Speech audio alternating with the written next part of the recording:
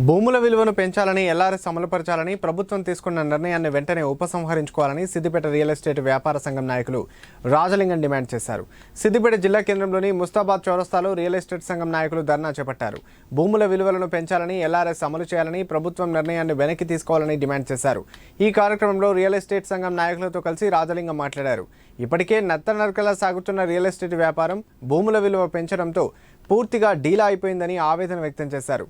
భూమి విలువలలో 7.5% registration value ఉంటుందని, భూమి విలువ పెరగడం ద్వారా రిజిస్ట్రేషన్ వాల్యూ కూడా పెరుగుతుందని అన్నారు. దీనివల్ల భూముల అమ్మకాలు, కొనుగోలు పూర్తిగా నిలిచిపోయి తమ జీవితాలు రోడ్డున పడతాయన్నారు. ప్రభుత్వం తన ఖజానాను నింపుకోవడానికి ఇప్పుడు రియల్ ఎస్టేట్ వ్యాపారులే కాకుండా పూర్తిగా మన రాష్ట్ర ప్రజల మీద పెనుభారం పడుతుంది.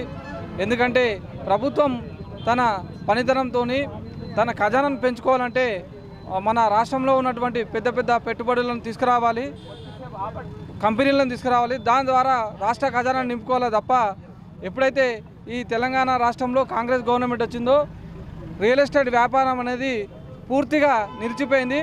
ఆ నిలిచిపోయిన దానికి మన ఇప్పటి ముఖ్యమంత్రి ఏదైతే రియల్ ఎస్టేట్ రంగంతో ఎట్లయితే పెద్దగా అయిందో అదే రంగాన్ని కూడా ఇప్పుడు తొక్కాలని చూస్తుండు. దీన్ని మాత్రం మేము ఊరుకునే లేదు. ఈ భూముల పెరుగుదల పైన రిజిస్ట్రేషన్లు ఎల్ఆర్ఎస్ గవర్నమెంట్ రాకముందుకు కాంగ్రెస్ ప్రభుత్వం ఏమని చెప్పిందంటే పూర్తిగా మేము ఎల్ఆర్ఎస్ని రద్దు చేస్తాం, మాకు ఓట్లు వేయండి అని చెప్పారు.